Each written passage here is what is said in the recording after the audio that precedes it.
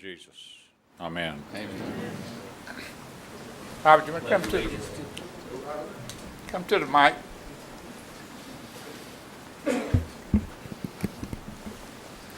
Pledge allegiance to the flag of the United States of America and to the republic for which it stands, one nation, under God, indivisible, with liberty and justice for all. Thank you, sir.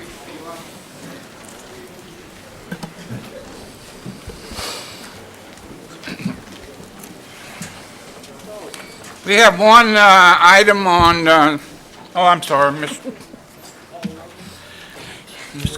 Clerk, would you please call the roll?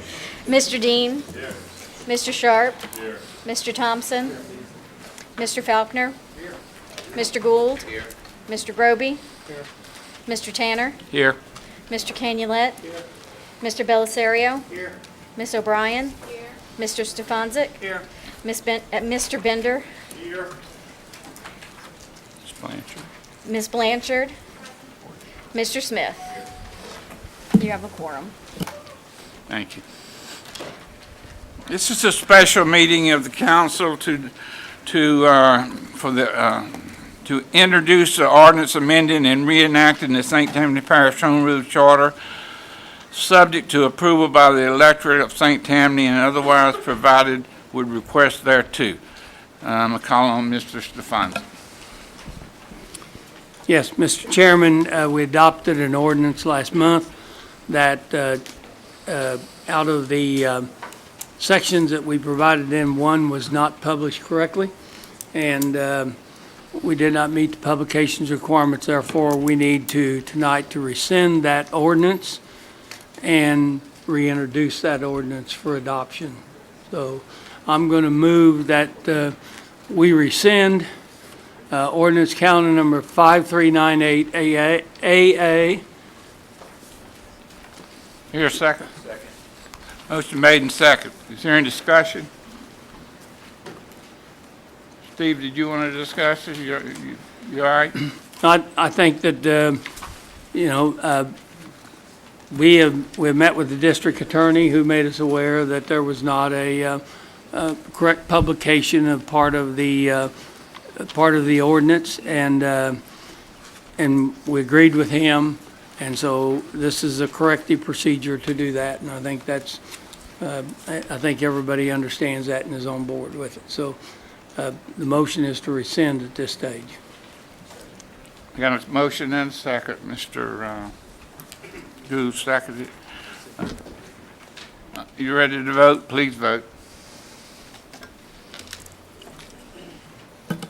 Motion is unanimous, no one absent. All right, the next item would be for the introduction of an ordinance to reintroduce the ordinance that we just rescinded. And I move to reintroduce 5398 AA as actually adopted last month, because I'll comment on it. I think I got a we got motion the second. by, You got the Mr. second. Fonzie, So I just want to seconded by say Mr. Gould. it's the Discussion. same thing. We just didn't. We didn't publish one of those pieces of it. So this piece is now there, and it's correct, and it's in the ordinance correct, and will be published correctly, and then will be voted upon at the next meeting. And by the way, the next meeting will be on September the 23rd, which is the night of our agenda review. So that will be the night that we will be considering that ordinance. Is there any other discussion? Mr. Bender. Mr. Chairman, just so that we all know, when will this be published or advertised?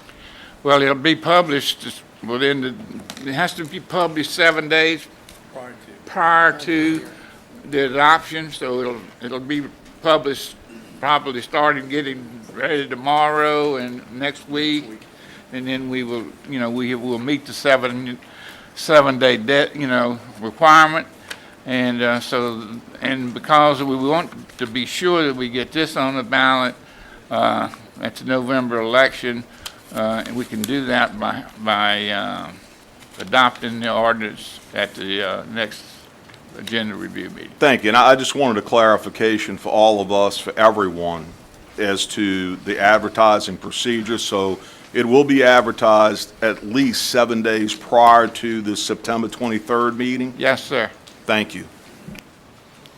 Any other discussion?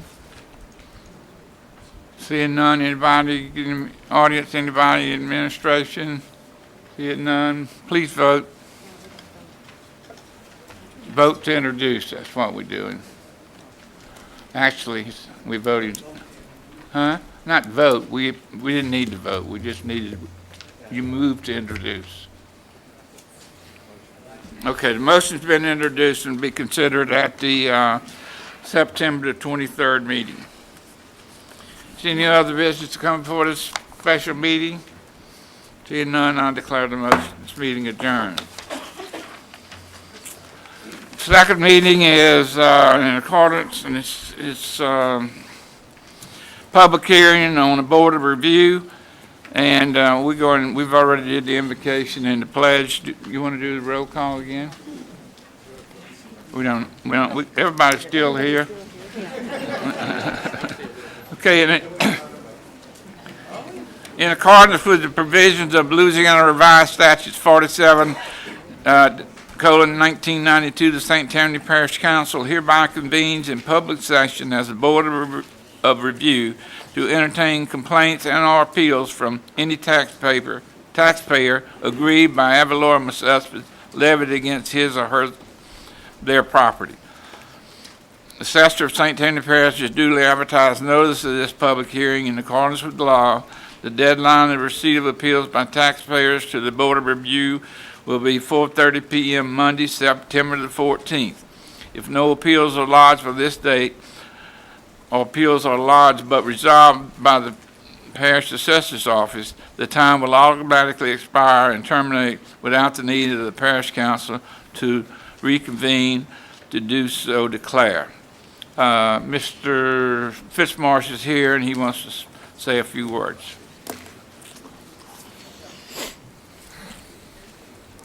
Thank you, Mr. Chairman, and good evening to everyone. In just a few words, I promise. That was an emphasis on few. Yeah, and I'm gonna, yeah, and you can cut me off anytime, please. I know, and I'm okay with that. We just concluded the open roll period, which began August 17th and ended August 31st. This is the time period by which, by law, to request a review of your assessment. And I always like to emphasize this, not when the bills go out. This is the time period. We had 386 requests for reviews during this time frame. And I feel pretty good about this out of almost about 136,000 assessments that we have in this parish. 317 of those requests were for residential, 69 for commercial. At this time, when I left the office this afternoon, we had about 78 reviews left on our end to look at. 75 of that 78 came in Monday. And so we're getting through them, and we should be done with them by early next week. Tonight, the council is opening the Board of Review, which is the parish council. A property owner not satisfied with our decision can file an appeal with the parish council, technically maybe starting tonight, but really tomorrow, to September the 14th. The appeal hearings is scheduled, once again, for, if we have some appeals, for September 22nd and possibly the 23rd if needed. And I always like to mention this. It is important to note that you must first file a review with the assessor's office before you can file an appeal with the parish council. Once the appeal process is concluded, we will turn in the tax roll to the tax commission to be certified. Once the roll is certified, the roll will then be sent to the sheriff's department while they will prepare the bills and send them out. Once the rolls, and this is important, I'd like to note too, once the rolls are certified, we at the assessor's office cannot make changes to assessments. We can't do that in-house once that roll's certified. What we can do, if there is a problem, we can do a change order, which would go to the tax commission for their approval. So that's all the words I had. Is there any questions? Anybody have any questions? I think most of us know the process. Bless you, bless you. I think we know the process, All right. Louis. Thank you Okay. for being here. Thank y'all very much. And And, hopefully, uh, it'll be a very short meeting on the 22nd. Thank you. I hear a motion to adjourn this meeting. Motion made and seconded. All those in favor, aye. Opposed, nay. Motion carries. Where is my agenda? Over here. Nope.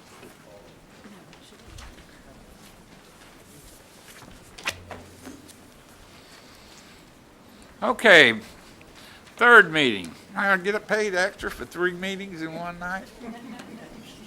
Yeah. Right. Okay. All right, this is a regular meeting of the St. Tammany Parish Council, meeting on Thursday, September the 3rd. Call the meeting to order. We have had an invocation, we've had a pledge, we've had a roll call.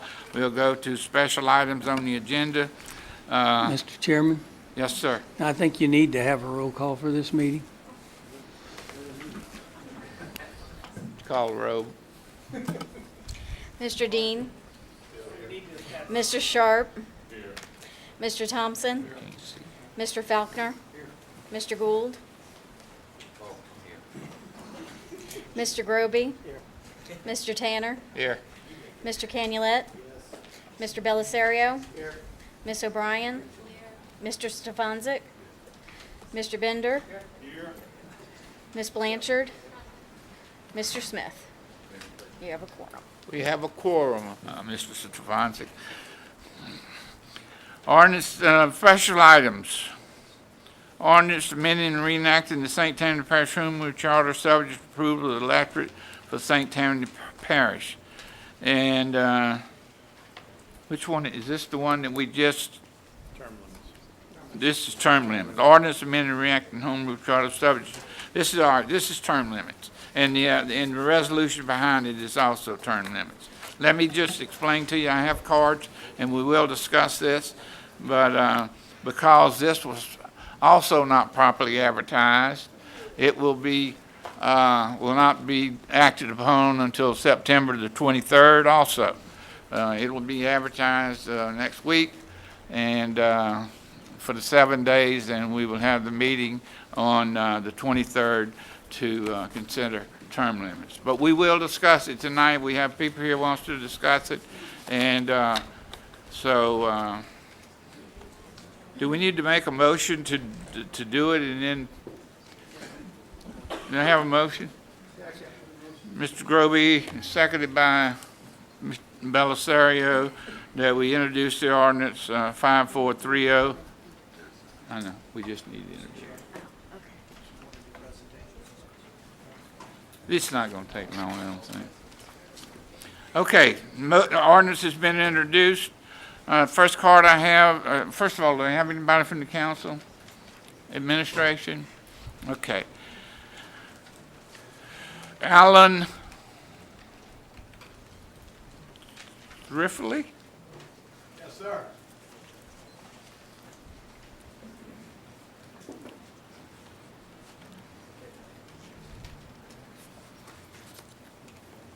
I'm Alan Thrifley, 134 Normandy Oaks in Covington, Louisiana, and I would appreciate an opportunity that I could vote on this on the term limits. I would really, really appreciate it, and I thank you for your time. Thank you. The next person I have is Dave Simcoe.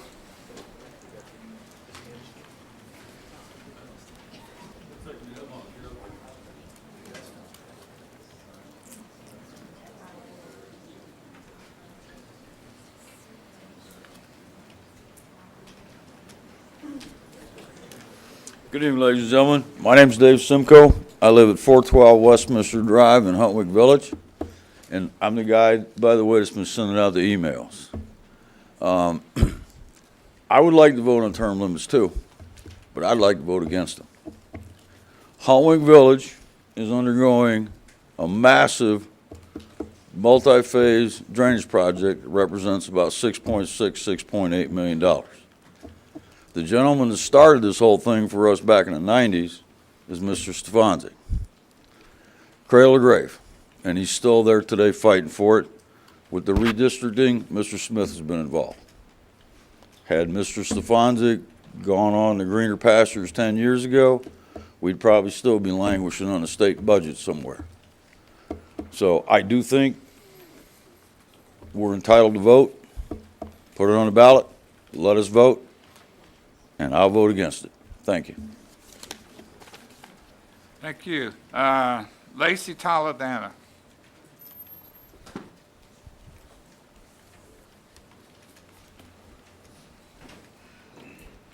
Good evening. Hey, Lacey. Thank you for allowing us this opportunity. My name is Lacey Toledano. I live at 18061 Three Rivers Road, and I'm representing the St. Tammany West Chamber of Commerce.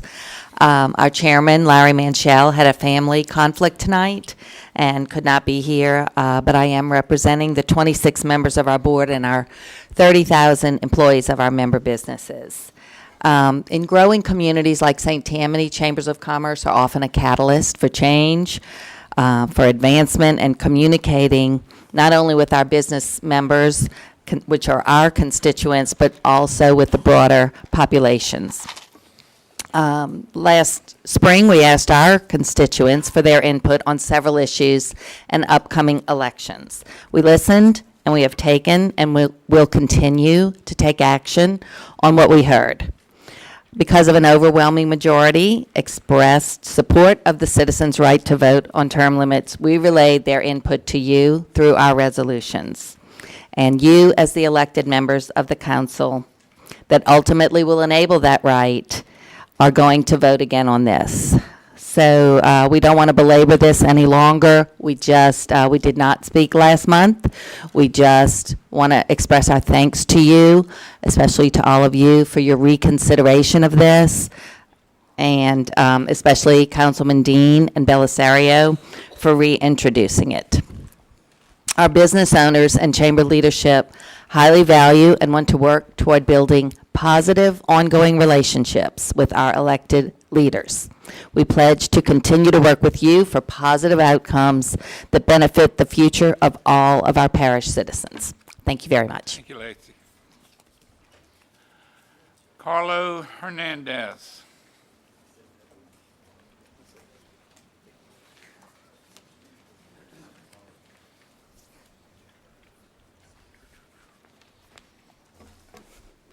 Thank you. Carlo Hernandez.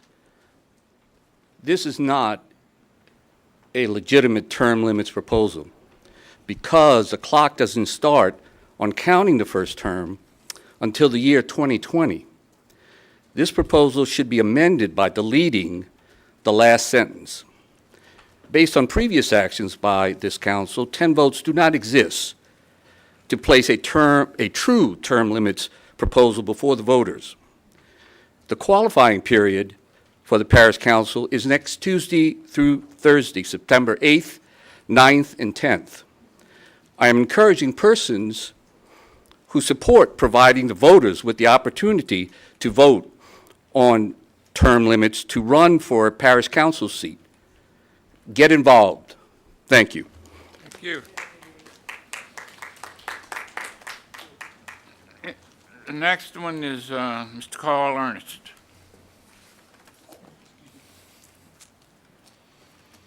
Good afternoon, good evening, ladies and gentlemen. Carl Ernst, Lacombe.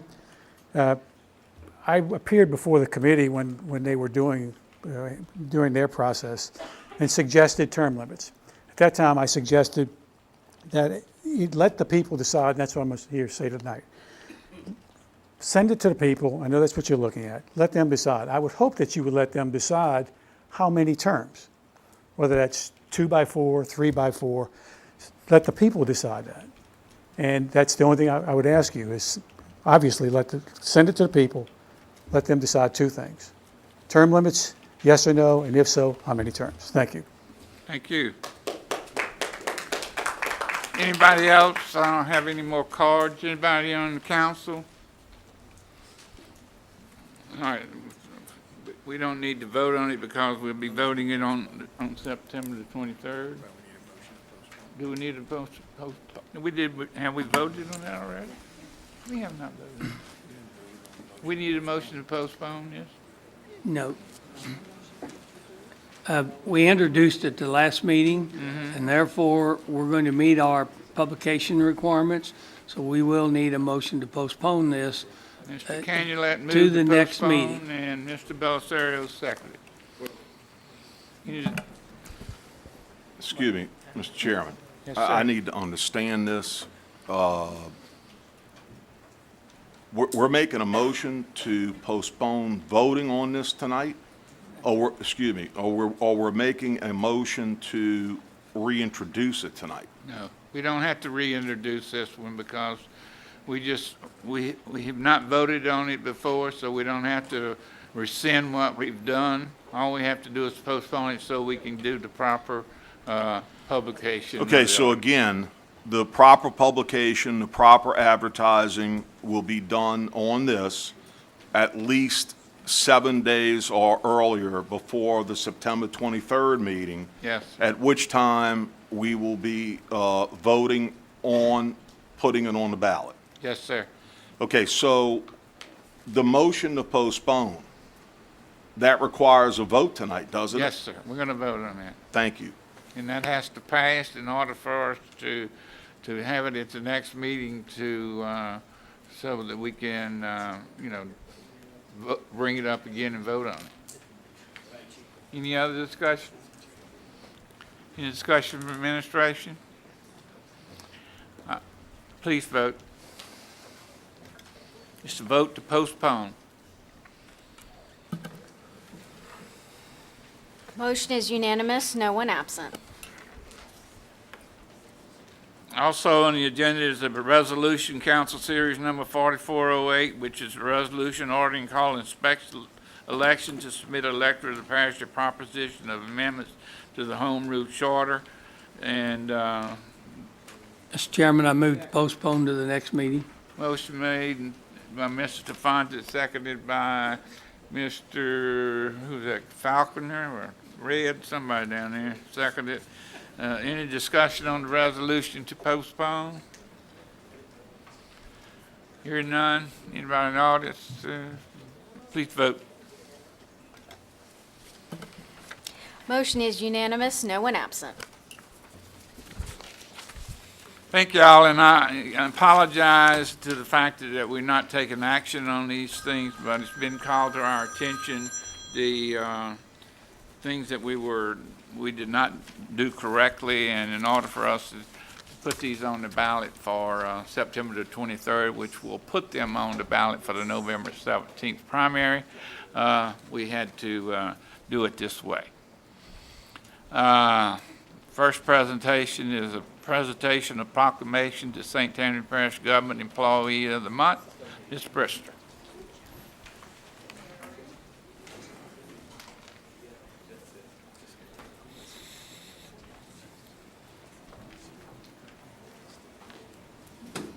Thank you, Mr. Chairman. And again, I am very happy to be here with a proclamation for our Employee of the Month.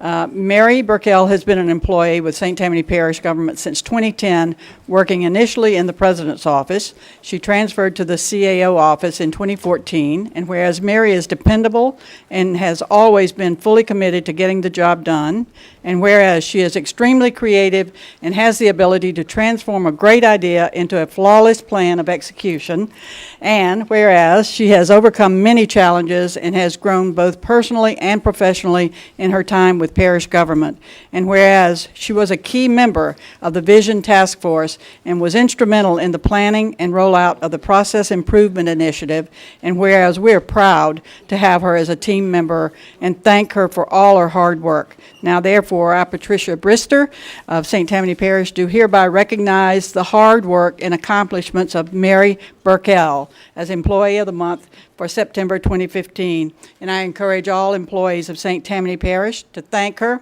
for her contributions and commitment to this parish. She has been amazing. Give her a job and turn around and walk away. She will give you the results of that job. Mary, you make all our lives easier and you make us look good. Thank you very much for everything you do.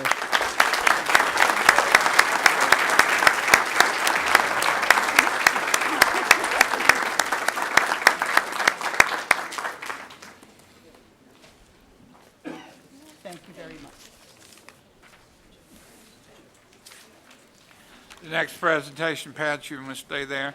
And Mr. Bender, presentation of certificates of recognition to 3 Eagle Scouts. Mr. Chairman, I don't know if we had planned to do these one at a time, but I'd like to do them with the families one at a time because they deserve each recognition. Wonderful. In that, if that's okay with you, Mr. Bender? Sure. Okay.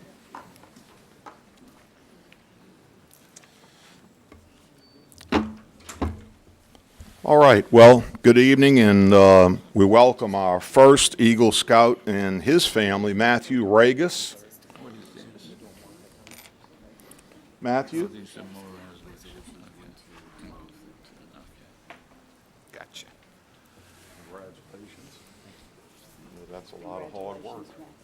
Congratulations. Jerry, congratulations.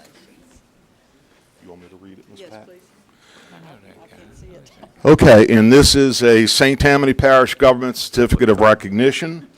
The Parish Council would like to acknowledge the recipient of the prestigious Eagle Scout honor of Boy Scouts. We take pride in acknowledging our younger generation for their dedication, achievements, and active pursuit of leadership roles. The Parish Council, along with our parish president, recognizes Matthew Ragus, Troop 310, for his commitment to Boy Scouts, school, community, society, and self. We look forward to how your insights and commitments can contribute to the future. This certificate of recognition was unanimously approved by the Parish Council on September 3rd, 2015, signed Ms. Brister and myself. So, Matthew, congratulations.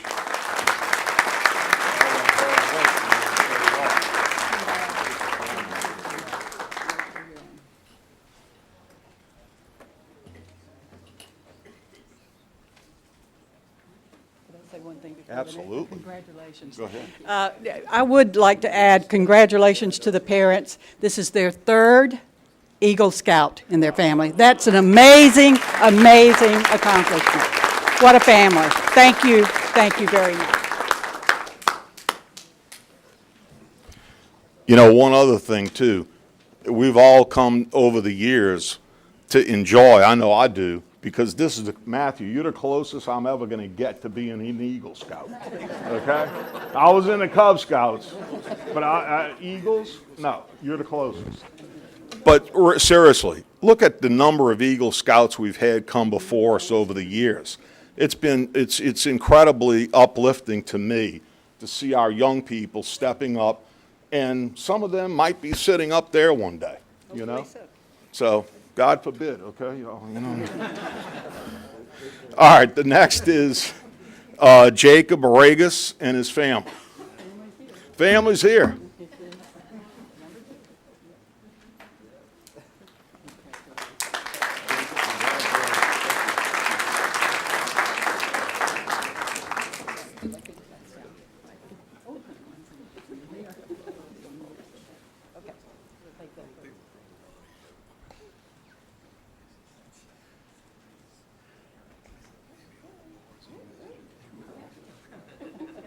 Now, I'm assuming, am I supposed to read this again or make a presentation?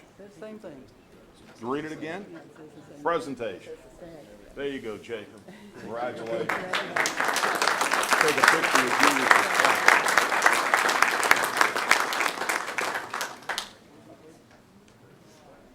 Congratulations. Congratulations. Okay, somebody take that camera from Kathy and she can take it. And our 3rd Eagle Scout is Ryan Edwin Gould, again, Troop 310. Ryan.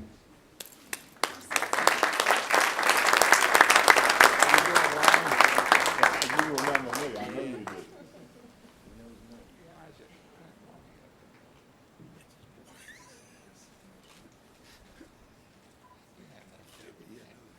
Ryan, let's take one, and I'm going to ask you to stay for a second, okay?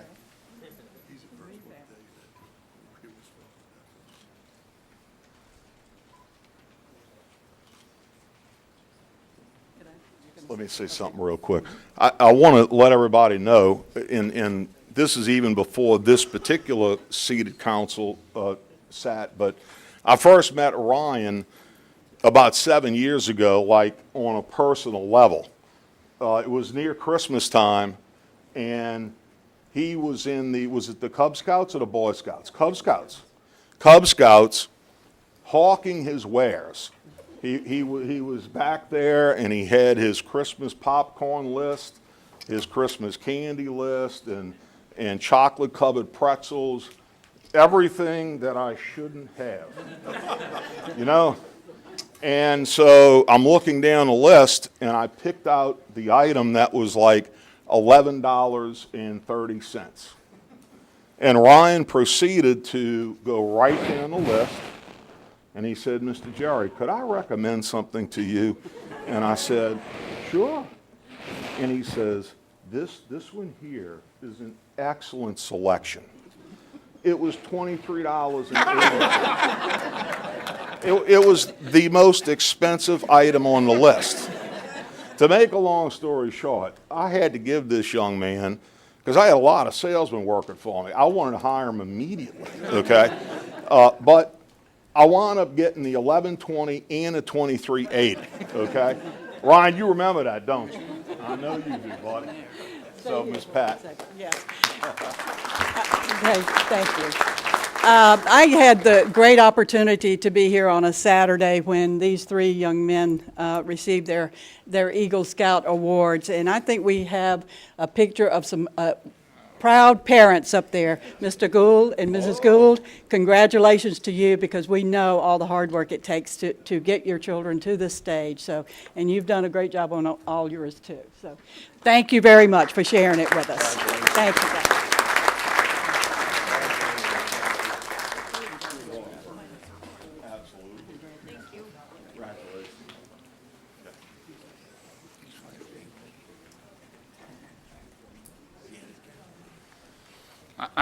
I'm not sure how much Mr. Gould had input in this, but I know Kathy did a lot of work, and Kathy, we appreciate you. Ms. Pat? Okay, recognition to Robert Jones for achieving the rank of Eagle Scout, Mr. Belisario, and Ms. Bristol. Thank you, Mr. Tanner. One more time for an Eagle Scout. I've done this twice now for Eagle Scouts, and it's a great accomplishment. I was there for the ceremony, and it was fabulous. This is a certificate of recognition to Robert Jones. The Parish Council desires to acknowledge the youth of this parish for their positive achievements and accomplishments. In particular, those who choose to remain in school, participate in their religious convictions, are morally and community conscious, and actively pursue productive lifestyles. With the constant media exposure given to the negative youth behavior, it is time we acknowledge the younger generation of this parish who are honest, law-abiding, and promote positive attitudes. The Parish Council is proud to recognize a young man who has not been overcome by negative peer pressure, one who knows that perseverance and commitment can achieve goals. A young man who has been an active member of the Boy Scouts of America for Troop 348 and completed the requirements worthy of the rank of Eagle Scout. Robert has earned a total of 33 merit badges, attended 7 summer camps, 3 of which were high adventure, hiked 117 miles, cycled over 140 miles, and canoed over 70 miles. His Eagle Scout project was repairing and building a new planting table and adding planters for Slidell Memorial Hospital's Healing Garden. The Parish Council recognizes Robert Jones for his earning of the rank of Eagle Scout with the Boy Scouts Troops 348. Thank you all.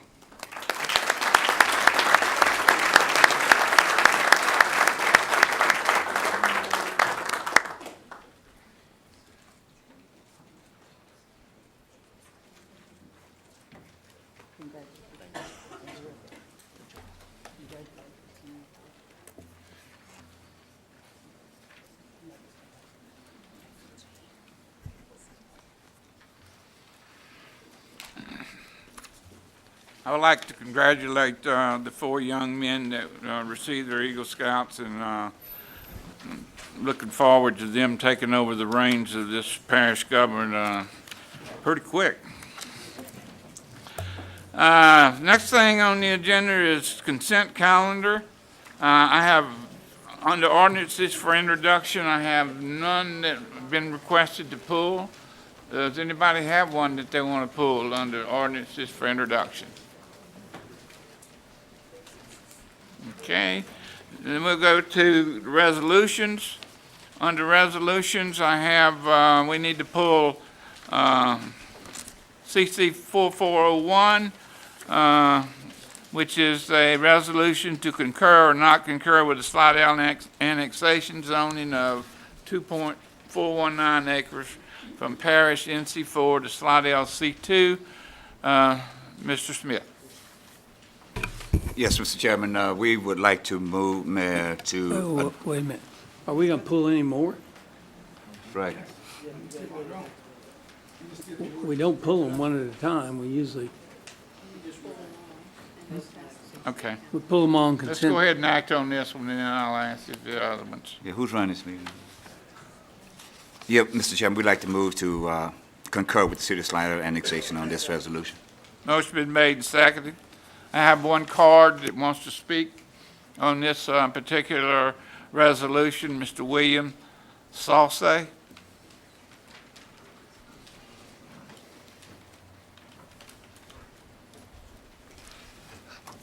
I just wish to go on record as being present to support this resolution on behalf of Slidell Little Theater. Thank you. Any other discussion? Please vote.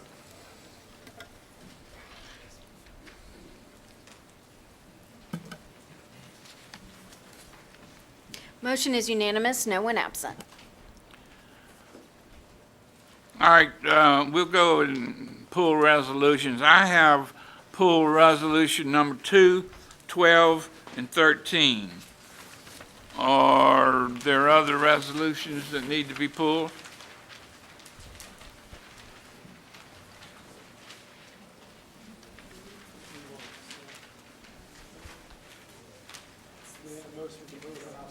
Motion been made and seconded to adopt the consent calendar. Any discussion? Please vote.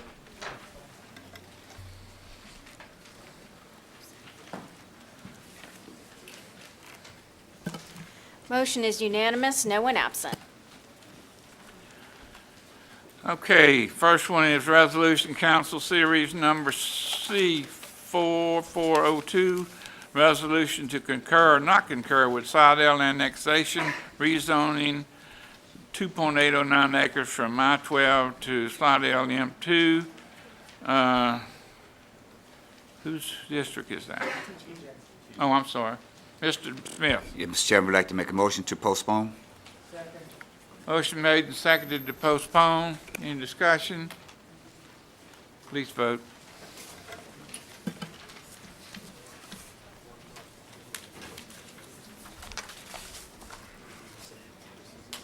Motion is unanimous, no one absent.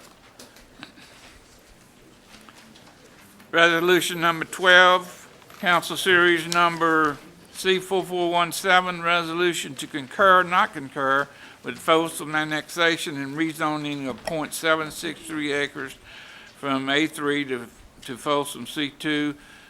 Mr. Thompson. I move to concur. Motion made by Mr. Thompson, seconded by Mr. Canulette to concur. Any discussion? Please vote.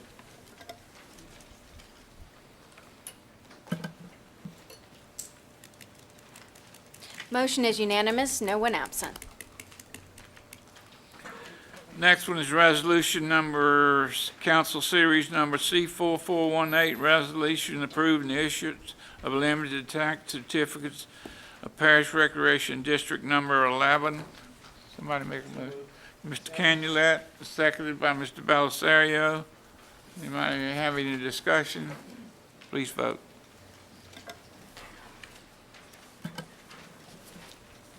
Motion is unanimous, no one absent. Okay. We'll go into appeals. On appeal number 1, we have a letter to withdraw. Is that true? Is that?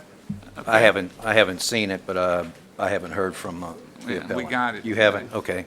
Okay. So the motion would be to concur with the approval. Okay. Motion by Mr. Goose, seconded by Mr. Stefanczyk to concur with the zoning approval. Any discussion? Please vote. Motion is unanimous, no one absent. Second appeal is, oh, we got to introduce an ordinance for approval.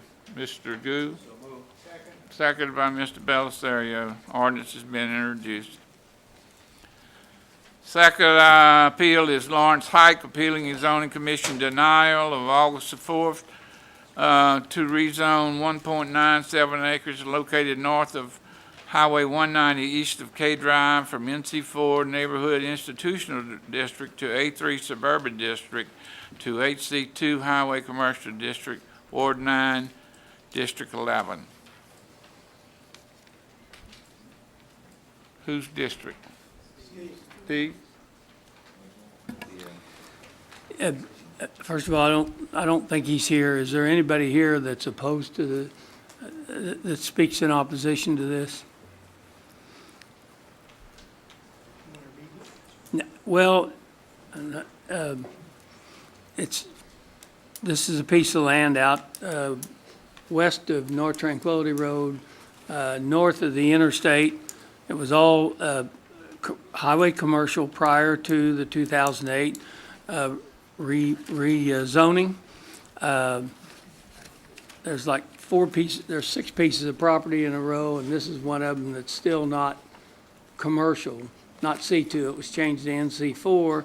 All the rest of them are now becoming commercial. We passed one of these about 2 months ago, and this is another one that just seems to be out of place. So I would like to, and we've worked with them. I think everybody was in agreement. I don't know why the zoning commission turned it down.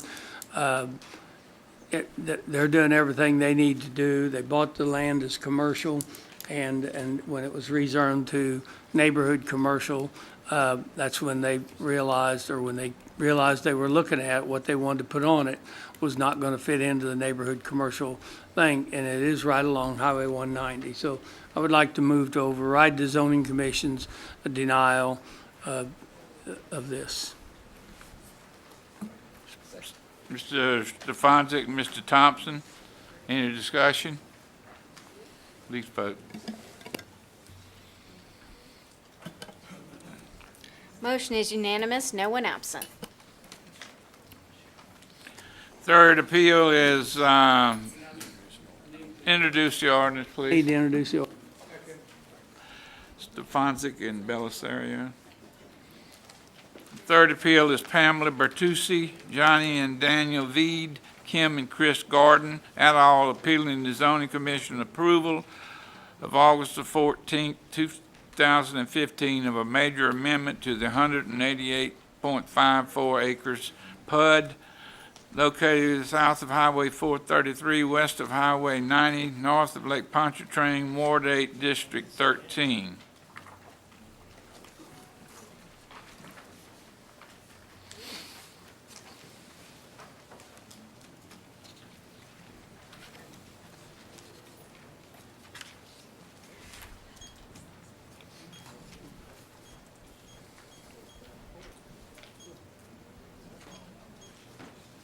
Is who, oh, yeah, who's doing the appealing? There are a few appellants here. I'll be glad to speak first, if that's okay. Sure. Give me your name and address, please. My name is Christopher Gordon. I live in the Wrigley's Estates at 113 Herring Drive, Slidell, Louisiana, 70461. Hold on real quick. Mr. Chairman, remind them they have 5 minutes aside. 5 minutes and then. Thank you, sir.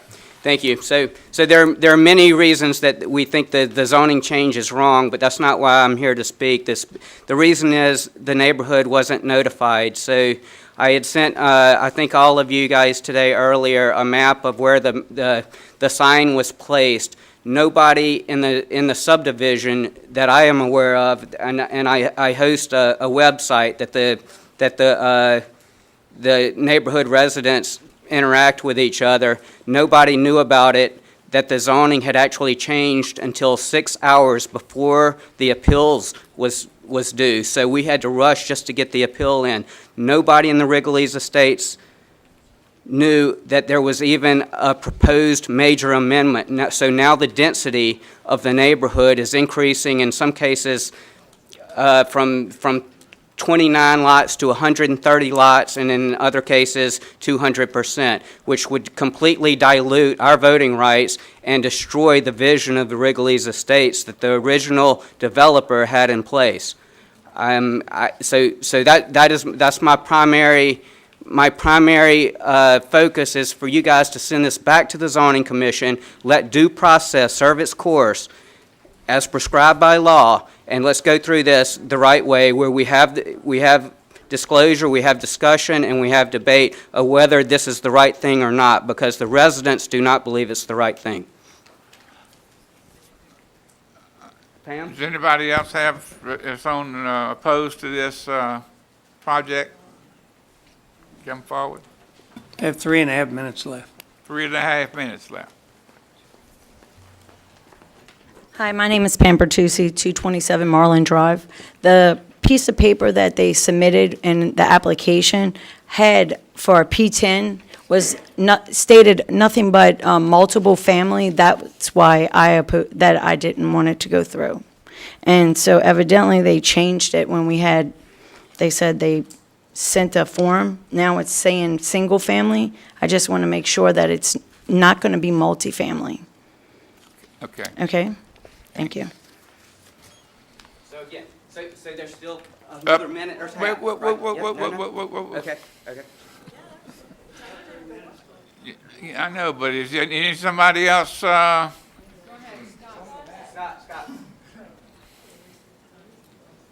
If not, you can come back. Wait a minute, you got somebody behind you. Letitia Balio, 236 Marlin Drive in the Wrigley's. The only reason we found out that this was even happening is the Salt Bayou Bridge went out in an emergency situation, and we were all forced to go out Highway 90. That's how we found out that this was even going on. If the bridge wouldn't have went out, we wouldn't have even got any appeals in within the 6-hour window that was left open at that time. I feel like it was just snuck behind our back. This went on a year ago, and we were notified. We had signs in front of our subdivision letting us know about this amendment. We contested it. He withdrew. So I feel like it was just totally snuck in behind our back by not posting it in front of our subdivision to give us a chance to come and say how we feel about it. Okay. Thank you. Thank you. How much time we got left, Steve? You got 2 minutes left. Is anybody else? So Pam brought up a comment. We're getting conflicting. Well, wait till you get to the mic and talk, please. I'm sorry. So, thank you. So Pam brought up a good comment. You know, there's lots of conflicting documentation. I mean, what was presented to the zoning commission is not what now it's being amended after the fact. I mean, how does that happen? And we've never even seen what was actually presented to the zoning commission. I mean, the neighborhood has a right, the community has a right to know what's going on and to voice our opinion, whether it's right or wrong, and whatever decision is made at the end of the day, so be it. But at least let both parties have the opportunity, right? That's why you're here tonight, sir. Thank you, sir. No, thank you. Anybody else in opposition to the project? Come in.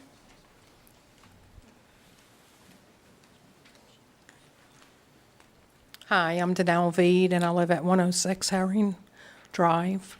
And not only about what my other neighbors and citizens are saying about the neighborhood, but I was born and raised out there since I was really born, actually. And the traffic congestion on Highway 433 is unbelievable. You know, those people don't have much roadway as it is. And when the regular...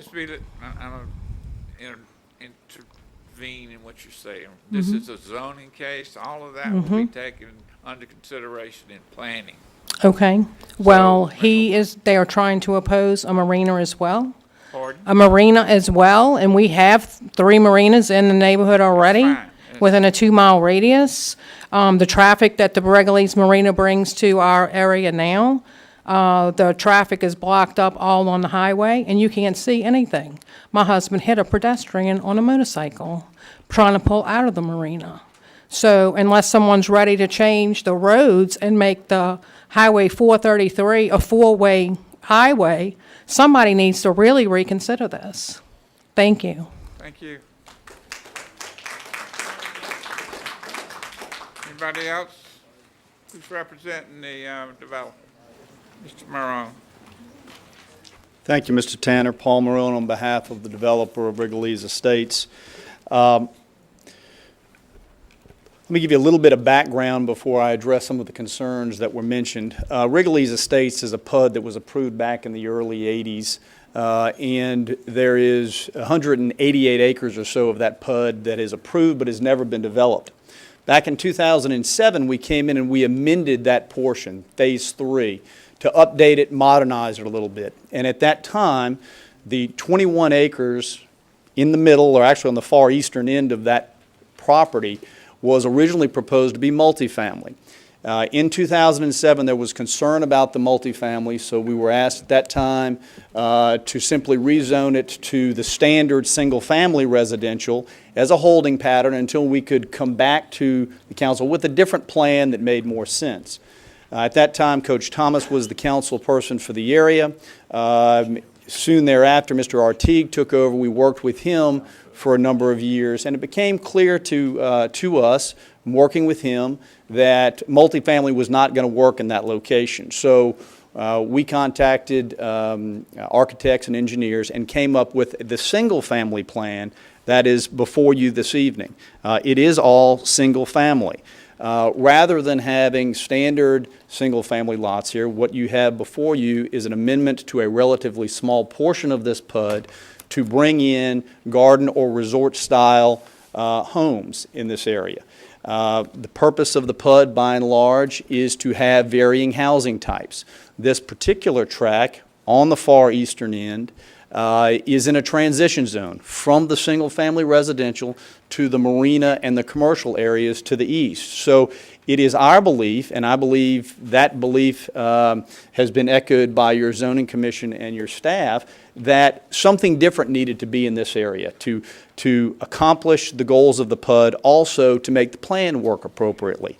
But that needed to be single-family, and that's what gave rise to the request that is before you this evening. With regards to some of the concerns, as far as the issue that something we turned in said multifamily on it, that is correct. There was a small note at the top corner of one of the many documents that we submitted that was a holdover from the request when we were seeking multifamily. But everything else submitted, the application itself, every advertisement, everything that was submitted was very, very clear that this is a single-family request, and it remains a single-family request at this point in time. We are simply not seeking multifamily, and we never have been in this process. With regards to voting rights and lack of notice, voting rights are not an issue at zoning. Lack of notice, I would dispute that.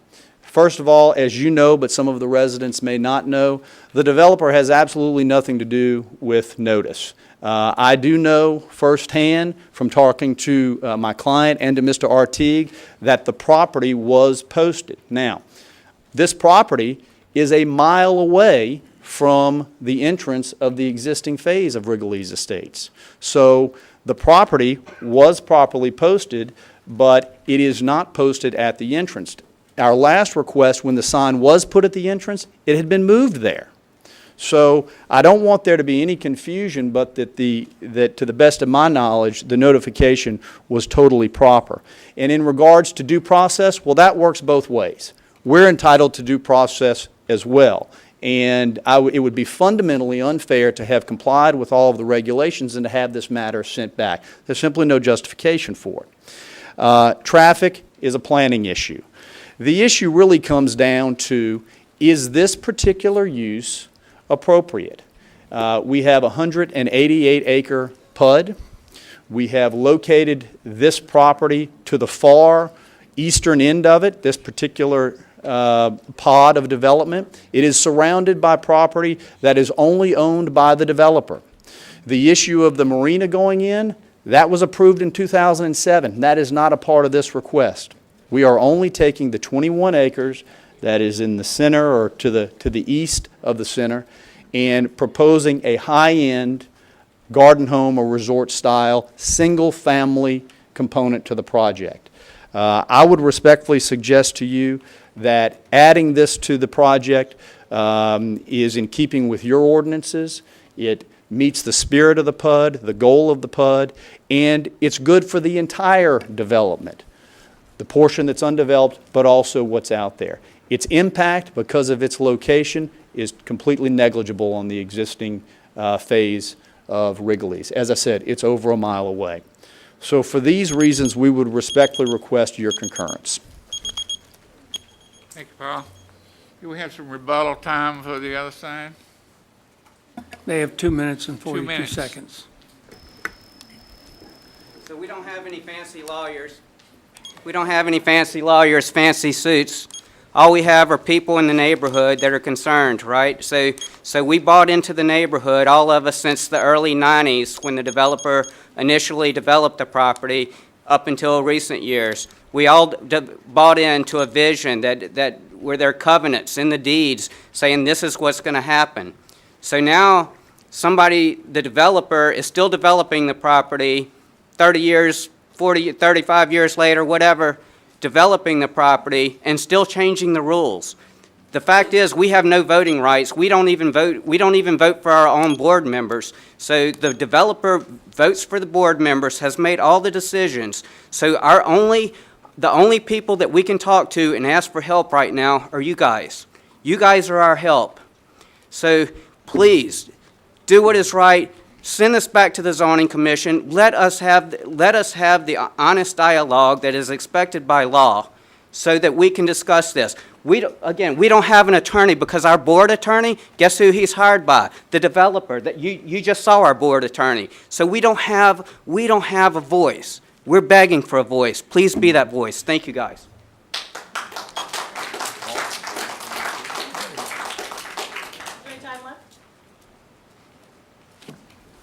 Yeah, there's 1 minute and 23 seconds. Terry Lewis Stevens, 725 Dove Park Road. About a year and a half ago, I came before all of you about a similar issue in my neighborhood. The yellow sign blown down, nobody knew what was happening, and at that time, wait, I'm going to talk about, I'm talking about the PUD, I'm talking about your neighborhood. No, but this is how it's related. A year and a half ago, Ms. Brister said that they would institute something called a butter notification, whereby people who were adjoining those properties that were going to be rezoned would be notified by certified mail that a change was occurring, and that has not happened to date. So I feel great sympathy for these people, and you might too, just for that same reason that it has now taken a year and a half to do nothing, and the same problems are occurring well beyond my neighborhood and my complaint. It's still going on, so you might want to address this particular issue. It's a well-known concept, a butter notification. I'm happy to send you information if that would help you. Thank you. Thank you. Anybody else negative? Paul, you got rebuttal time? He's got 2 minutes. Thank you, Mr. Chairman. I'm going to yield my time to some of the residents from Wrigley's that would like to speak. Hold on 1 second. Someone from the ask that lady to opposition come back wanted up to real speak. I think there's time left. They had 23 seconds There's left. 23 seconds Right left. back there. Right back Oh, there. she wants to come back? Yeah, she was coming up and. I'm sorry. It's all right. Well, the other night when we had a meeting in Slidell, I asked the attorney representing the developer. He just spoke here and said that this was high-end homes, but he could not tell me the cost, the square footage, how much these homes would sell for when we have $500,000 plus homes. And do I really want a low-end home built right next to ours? What is it going to do to the property value? Thank you. Hang on real quick. Ma'am, before you go. Where the accident was that at the Salt Bayou Bridge? No, Or sir. that It was on- at the Regulese Bridge. At the Wrigley's Bridge? Mm-hmm. Over there on Highway 90? Yes, sir. Okay, fine. Thank you, Mr. 2 Chairman. minutes. I'd like to yield my time in rebuttal to some of the residents from Wrigley's that would like to speak. Good evening. Faith Moran, 104 Herring Drive, Slidell, Louisiana. I'm in favor of the Planning Commission's approval. The area in question is only 21 acres of the 188 acres, which is about 11%. It's not a large piece of property. For some people who want to live on the water in an upscale subdivision, it may be difficult for them to maintain a large lot. This approval will allow them to own property in a nice subdivision on the water without the burden of having a large lot. As far as property values are concerned, the homes that will be built must maintain and go along with the regulations of the subdivision. You don't buy a lot and then just put up anything that you want. You buy a lot and you must conform to the regulations of the subdivision. So to say it would be... Stick to the zoning question and not the Right. construction projects.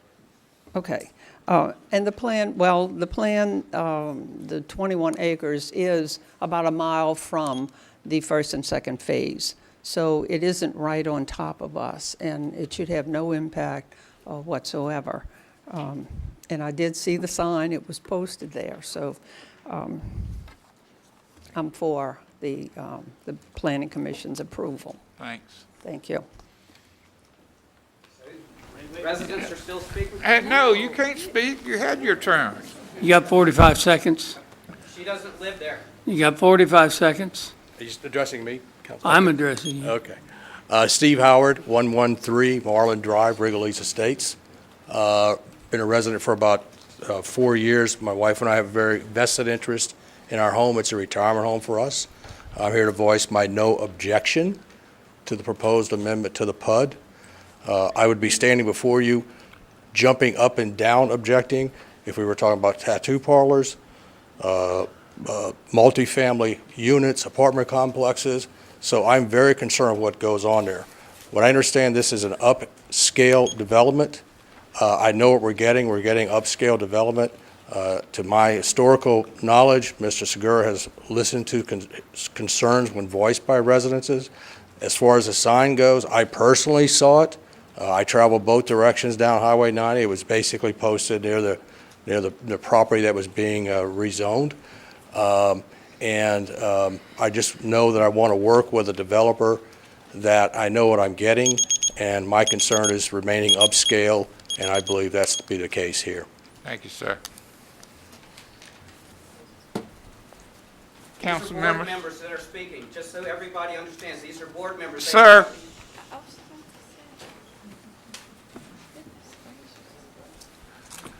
Both sides have used, Both The sides 5 have minutes and used the up 2 their minutes time. rebuttal. Council members, discussion?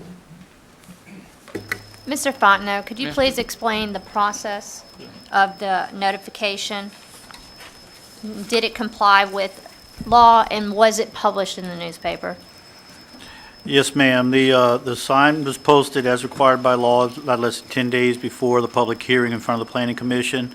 In fact, the standards laid out in the ordinance, our sign far exceeds this 1 square foot required by ordinance and the undesignated size of the sign under state law. It was placed upon the right-of-ways, accessible right-of-way nearest to the zoning change. As far as the advertising, we did do the required advertising. We received the tear sheets from the newspaper to verify that that advertising was done. And it was published on July the 21st?